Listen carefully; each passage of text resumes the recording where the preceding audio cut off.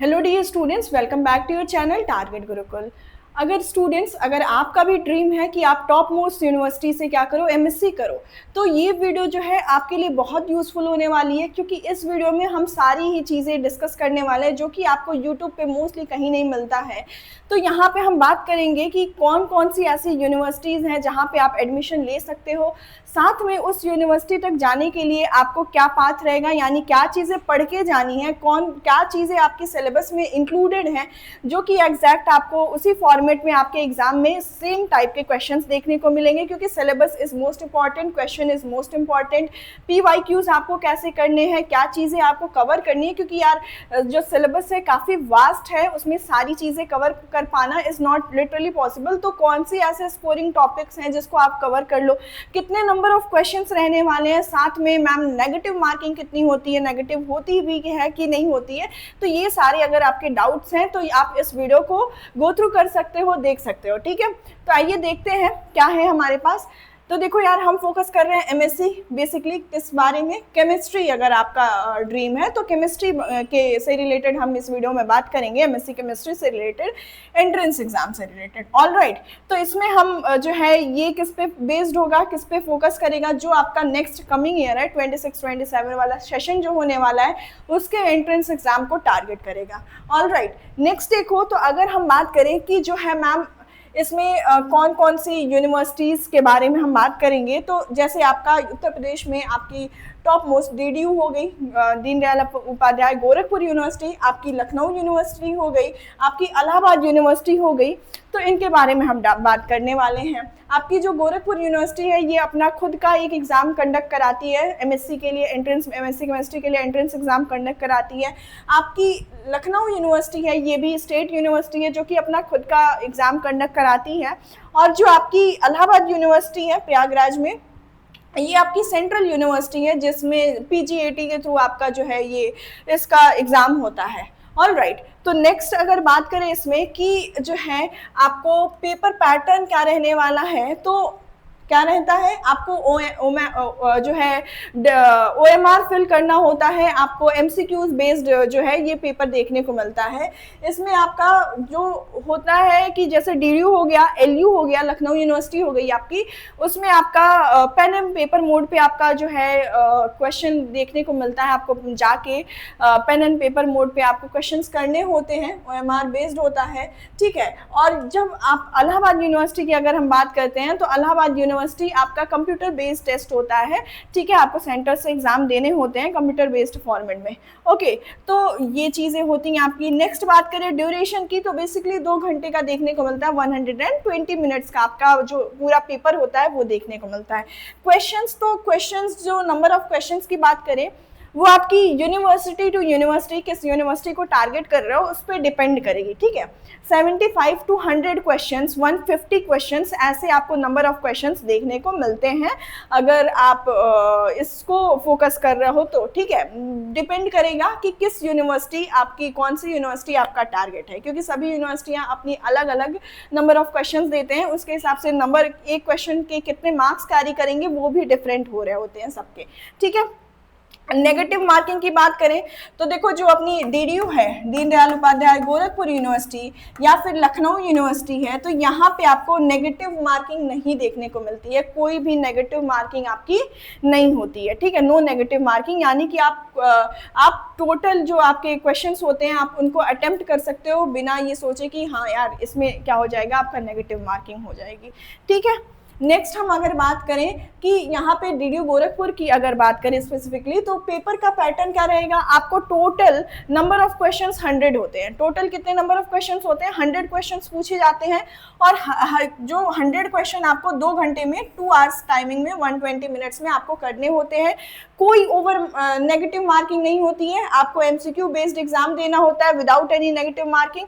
और 100 जो क्वेश्चंस होंगे आपके 1 मार्क्स ईच टाइप के क्वेश्चंस आएंगे, ठीक है। तो आपके उसमें क्या क्या रहेगा, आपका बस फिजिकल केमिस्ट्री से कुछ क्वेश्चंस, आपकी ऑर्गेनिक से कुछ क्वेश्चंस, और इनऑर्गेनिक से कुछ क्वेश्चन, मिक्स टाइप में। ऐसा नहीं है कि सेक्शन वाइज डिवाइडेड होता है, आपको मिक्स्ड फॉर्मेट में आपका जो है तीनों ब्रांच से आपको इक्विवेलेंट नंबर ऑफ क्वेश्चंस कह सकते हो देखने को मिलता है, ठीक ठीक है, तो ये तो हो गया गोरखपुर यूनिवर्सिटी की बात। और इसमें पेपर जो आता है दोनों ही लैंग्वेज में आता है, इंग्लिश में भी आपका एक साइड देखने को मिलता है और हिंदी भी आपकी साइड बाय साइड जो है चलती रहती है।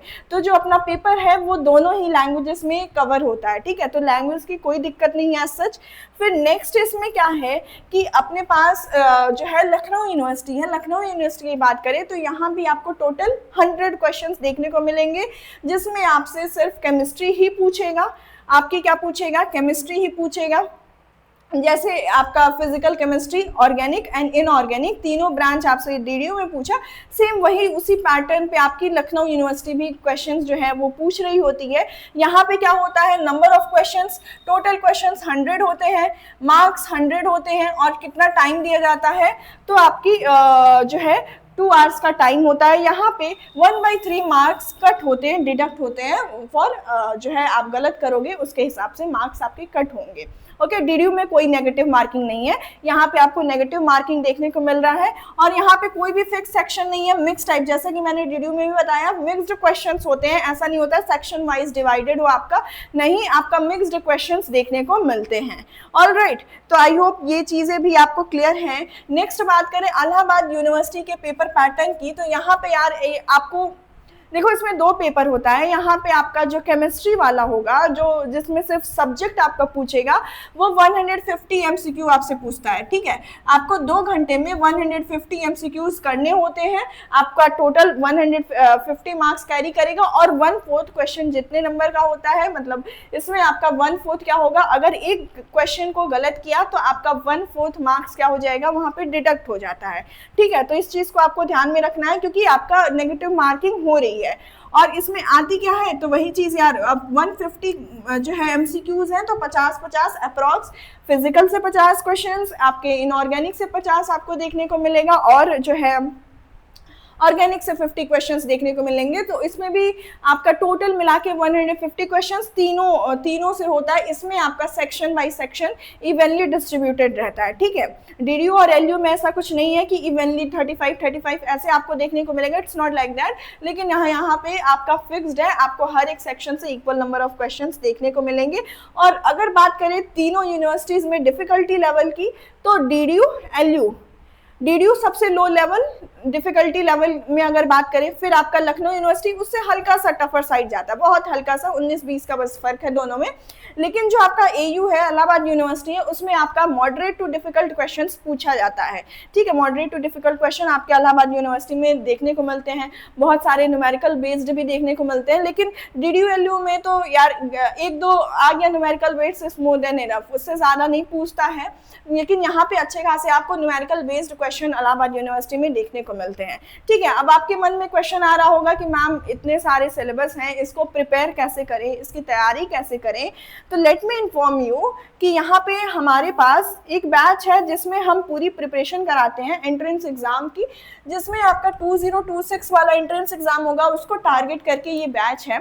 इस बैच में कौन कौन से एमएससी के बच्चे जो है एमएससी में एंट्रेंस लेना चाहते हैं, कौन कौन से बच्चे आ सकते हैं। तो अगर आप टारगेट कर रहे हो केमिस्ट्री या फिर बॉटनी या फिर जूलॉजी, ठीक है, कोई भी सब्जेक्ट को लेके आप टारगेट कर रहे हो, बॉटनी, केमिस्ट्री और जूलॉजी, तो आप जो है इस कोर्स में एनरोल हो सकते हो, ठीक है।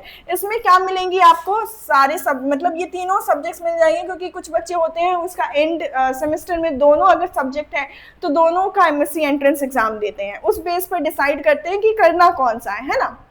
तो यहाँ पे आप किसी को भी टारगेट कर रहे हो तो आपको तीनों ही यहाँ पे मिलेगा, ठीक है, तीनों सब्जेक्ट्स यहाँ पे इसी में मिलने वाली हैं।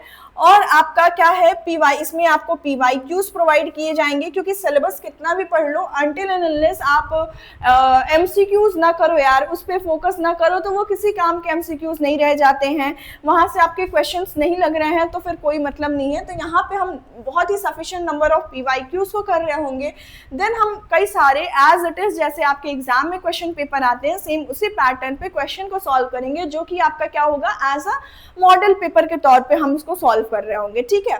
मॉडल पेपर मिलेगा, साथ ही साथ सिलेबस की वीडियो क्लासेस मिलेंगी, जो भी आपके सिलेबस में चीज़ें हैं। मोस्टली हम फोकस इस बैच में मैं बता रही हूँ कि हम करेंगे MCQs पे, क्योंकि बहुत सारी चीज़ें अभी तक हमने पढ़ ली हैं, बहुत इतना 3 साल हमने BSc किया है, तो इट्स मोर देन इनफ चीज़ें हमने पढ़ रखी हैं।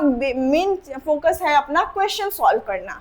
ऑलराइट, तो यहाँ पे टॉपिक वाइज MCQs आपको देखने को मिलेंगे, फिर आपको practice set and test series जो कि मोस्ट इंपॉर्टेंटली आपको इस बैच में मिलेगी, ठीक है। बात करें ये बैच आपको कहाँ मिलेगा, तो आप प्ले स्टोर पे जाके target Gurukul mobile app download करना, वहाँ पे आपको ये बैच देखने को मिल जाएगा। और ये बैच की प्राइस की बात करें, बहुत ही अफोर्डेबल यार, सिर्फ 299 ओनली, ठीक है। 299 ओनली में ये जो आपका बैच है ये आपका पूरा आपके फ़ोन पे अवेलेबल हो जाएगा, ठीक है। तो इस तरीके से आप जो है पूरी प्रिपरेशन आप यहाँ पे इस एक बैच के थ्रू कर सकते हो, ठीक है। चलो नेक्स्ट बात करें इसमें, तो अपना अगर हम तीनों ब्रांच की बात कर रहे हैं, अपने पास फिजिकल है, ऑर्गेनिक है, इनऑर्गेनिक है, तो किस ब्रांच में कौन से ऐसे टॉपिक्स हैं जो कि हमें फोकस करने चाहिए। अगर मैं स्पेसिफिकली फिजिकल की बात करूं, तो अपना देखो, जैसे मतलब अपना थर्मोडायनेमिक्स हो गया, इलेक्ट्रोकेमिस्ट्री है, केमिकल काइनेटिक्स है, surface chemistry and states of matter, ये कुछ ऐसे टॉपिक्स हैं जो कि आपके बहुत इंपॉर्टेंट टॉपिक्स हैं। अब देखो, आपका जो बेसिक्स है वो तो एकदम क्लियर होना चाहिए। क्लास 11-12 की NCERT बेस्ड जो भी नॉलेज है वो आपको बहुत अच्छे से क्लियर होना चाहिए, उसके किसी भी लाइन में कोई इशू आपको नहीं होना चाहिए, क्योंकि वो बहुत बेसिक्स हैं। तो बेसिक्स क्लियर होना इज मोस्ट इंपॉर्टेंट। तो सबसे पहले आप NCERT तो आपको क्लियर होनी चाहिए। विद डैट आपका एटॉमिक स्ट्रक्चर, थर्मोडायनेमिक्स, इलेक्ट्रोकेमिस्ट्री, आपके chemical kinetics and surface chemistry, ये सारे चैप्टर्स बहुत ही वेल वे में आपका जो है क्लियर होना चाहिए, ठीक है। नेक्स्ट अगर हम बात करें ऑर्गेनिक की और इनऑर्गेनिक की, तो ऑर्गेनिक में आपका IUPAC नॉमेनक्लेचर, आइसोमेरिज्म, आइसोमेरिज्म में स्टीरियो आइसोमर्स और स्ट्रक्चर आइसोमर्स, सारे आइसोमर्स कवर कर लेते हैं, ठीक है। रिएक्शन मैकेनिज्म, क्योंकि रिएक्शन मैकेनिज्म जो हो गया और नेम्ड रिएक्शंस हो गए, ये दोनों बहुत ही इंपॉर्टेंट होते हैं। किसी भी टॉपिक के हो गए, किसी भी चैप्टर के हो गए, तो जो नेम्ड रिएक्शंस होते हैं, साथ ही साथ आपके जो रिएक्शन मैकेनिज्म्स होते हैं, ये दोनों मोस्ट इंपॉर्टेंट होते हैं।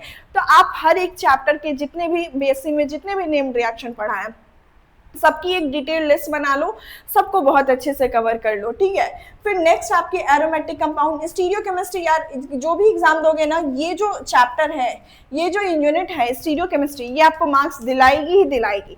और एक बार अगर इस यूनिट को अच्छे से कर लिया तो फिर फॉर श्योर ये आपको बहुत अच्छे खासे नंबर आपको स्कोर कराएगी। And next is heterocyclic compound, जो कि यहाँ पे इंपॉर्टेंट बनाता है। बायोमोलिक्यूल से थोड़ा बहुत यहाँ पे क्वेश्चंस देखने को मिलते ही मिलते हैं, थोड़ा सा बायोमोलिक्यूल्स होता है, लेकिन वहां से क्वेश्चंस उतने सिलेबस से आपको क्वेश्चंस देखने को मिलते हैं, ठीक है।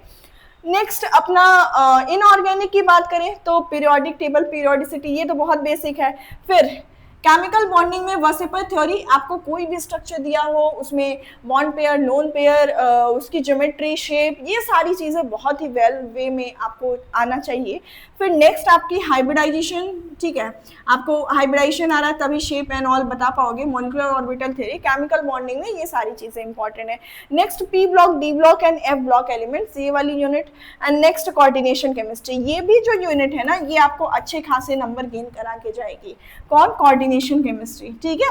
Next acid base concept and next फिर आपकी ऑर्गेनोमेटलिक, ऑर्गेनोमेटलिक भी आपका इंपॉर्टेंट है, इसको भी आप अच्छे से करोगे। सबसे इंपॉर्टेंट यहाँ पे कोऑर्डिनेशन है, यहाँ पे आपकी named reaction, reaction mechanism, stereo chemistry, जितनी भी चीज़ें आपको यहाँ पे दिख रही हैं, ये आपके लिए बहुत ज़्यादा इंपॉर्टेंट है। तो आप इन चीज़ों को बहुत ही अच्छे तरीके से कर लोगे, ठीक है। फिर नेक्स्ट हमारी क्या स्ट्रैटेजी रहने वाली है, हम क्या बुक्स फॉलो कर ले। तो देखो बुक्स के बारे में अगर बात करें, सबसे पहले आप 11-12 की NCERT कर लो, क्योंकि MSc BSc में जो हमने पढ़ा है वो कहीं ना कहीं बेस्ड थी अपने 11-12 की केमिस्ट्री पे। वो कहाँ पे बेस्ड थी? 11-12 की केमिस्ट्री पे ही उसका जो सिलेबस था वो बेस्ड था, है ना। तो वो तो NCERTs तो हमें वेल वे में कवर होनी चाहिए, हमें आनी चाहिए हर एक चीज़ें, और वो अगर क्लियर है तो फिर जो BSc का पोर्शन है वो अपने आप क्लियर हो जाता है। सबकी जो एशचांद आती है, एशचांद वाली बुक आती है, उसको आप रेफर कर सकते हो। और स्टैंडर्ड बुक्स की अगर बात करें, पूरी शर्मा कालिया एंड पूरी शर्मा पठानिया जो है फिजिकल और इनऑर्गेनिक के लिए, इसको आप रेफर कर सकते हो, ठीक है। यहाँ पे देखो एटकिंस को आप रेफर कर, एटकिंस में थोड़ा सा आपका क्या होता है कि थोड़ा सा लैंग्वेज टफर साइड जाता है। और फिर आपकी इनऑर्गेनिक में आप जेडी लीड देख सकते हो, ठीक है, ओपी टंडन ऑर्गेनिक में देख सकते हो, ठीक है। तो ये सब थोड़ी कुछ बेस्ट बुक्स हैं जो कि आप बहुत अच्छे से, अगर आपने बीएससी में पढ़ा है तो ही इन बुक्स को फोकस करना। अगर बीएससी में नहीं बहुत अच्छे से पढ़ाई की है तो फिर इन बुक्स को मत पढ़ना, ठीक है। आप बस क्वेश्चंस को प्रैक्टिस करो, क्वेश्चंस के थ्रू चीज़ों को करने की कोशिश करो, ठीक है। लास्ट टाइम में यही हमारा फोकस होता है यार, जितने नंबर ऑफ एमसीक्यू सॉल्व करोगे उतनी आपको हेल्प मिलेगी, जितने पीवाईक्यू सॉल्व करोगे, एक पीवाईक्यू में जितने कॉन्सेप्ट हैं सब सारे कॉन्सेप्ट को देखो, ये क्या होता है, ये सारी चीज़ों को देखो, क्योंकि यार ईयर बाय ईयर उसी पीवाईक्यू से क्वेश्चन कहीं ना कहीं रिपीट होते हैं, मतलब कि कॉन्सेप्ट वे रिपीट हो गया या फिर एग्जैक्ट क्वेश्चन रिपीट हो गया, कॉन्सेप्ट तो मेन है, ठीक है। तो मेन फोकस सिर्फ क्वेश्चन करने पे नहीं, उस क्वेश्चन के पीछे कितने लॉजिक्स हैं, कितने कॉन्सेप्ट हैं, क्या उसके एक्सेप्शंस हैं, इन सारी चीज़ों को हमें क्या करना होगा, बहुत ही अच्छे से कवर करना होगा। प्रीवियस ईयर प्रैक्टिस पेपर जितने सॉल्व कर पाओ, ठीक है, पीवाईक्यूज एटलीस्ट आप 5 साल के पीवाईक्यूज जिस भी यूनिवर्सिटी के एंट्रेंस की तैयारी कर रहे हो उतने 5 साल के पीवाईक्यूज तो हमें करना ही करना है। नेक्स्ट हमें न्यूमेरिकल्स पे भी फोकस करना है, क्योंकि physical chemistry, basically physical chemistry में ज़्यादा वेटेज रहता है। और ये कहाँ पे, तो ये हम अगर इलाहाबाद यूनिवर्सिटी की बात करें तो वहाँ पे ज़्यादा देखने को मिलता है, ठीक है। और टाइम मैनेजमेंट भी यार, जब आप पूरा एक पेपर लेके बैठोगे, पीवाईक्यू लेके बैठोगे तो आपको रियलाइज होगा कि आप टाइम मैनेज कर पा रहे हो क्या, उन दिए हुए टाइम में आप सारे क्वेश्चन अटेम्प्ट कर पा रहे हो कि नहीं। तो टाइम मैनेजमेंट भी आपका बहुत इंपॉर्टेंट फैक्टर होता है, क्योंकि इलाहाबाद यूनिवर्सिटी में एग्जाम में आपका देखने को मिलता है most of the students last तक पहुंच ही नहीं पाते हैं। तो ये आपका क्या हो जाता है, वन ऑफ द वे में इंपॉर्टेंट हो जाता है टाइम मैनेजमेंट में, ठीक है। तो आई होप यहाँ तक कि आपके जितने भी डाउट्स थे इससे रिलेटेड वो सारे डाउट्स क्लियर हो गए होंगे।